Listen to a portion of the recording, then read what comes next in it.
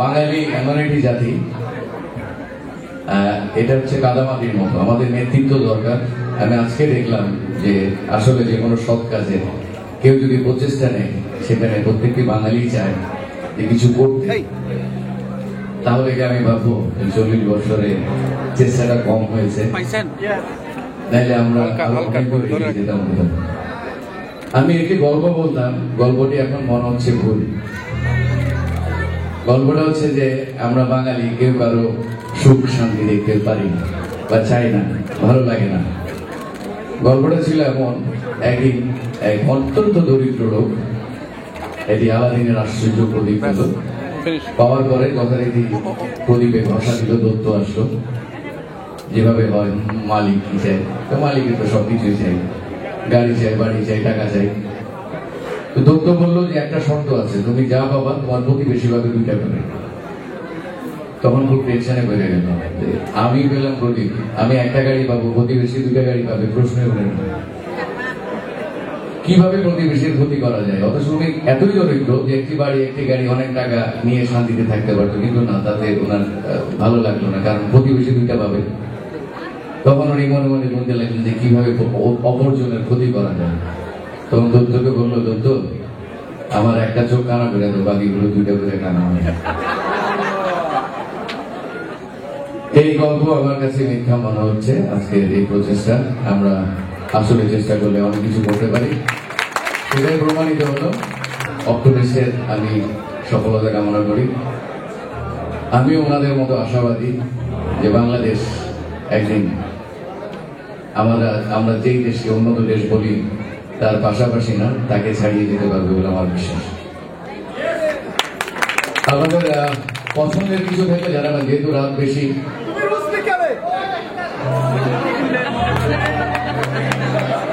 ও doctor, তুমি রোজ বিকেলে 2টা তো না, 3টার মধ্যে 3টে এত টাকা নেই। দোকান গেলে কালকে স্কুল আছে কিন্তু, হ্যাঁ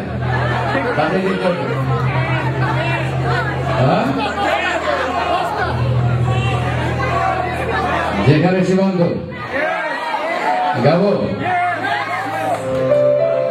আমার সাথে গাইলে সুবিধা হয়, কারণ এক জায়গায় অনেক প্রভাব করছে, তারপরে গেলে আমার ভালো লাগবে, একটু কষ্টটা কম হবে।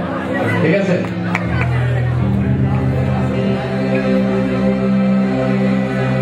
গানটি লিখেছেন কাউসার আহমেদ চৌধুরী, সুর করেছেন লাকি আকার, যেখানে সীমান্ত তোমার।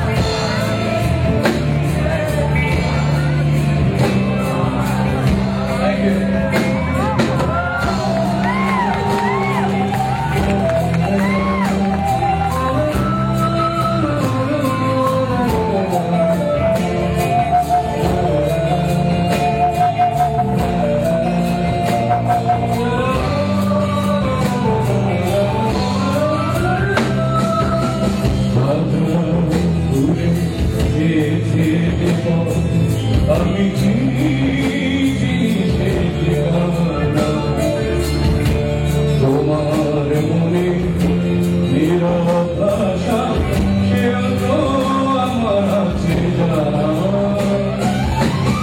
হাজার ভুলেছে যে জীবন আমি চিনি চিনি সে ঠিকানা তোমার মনে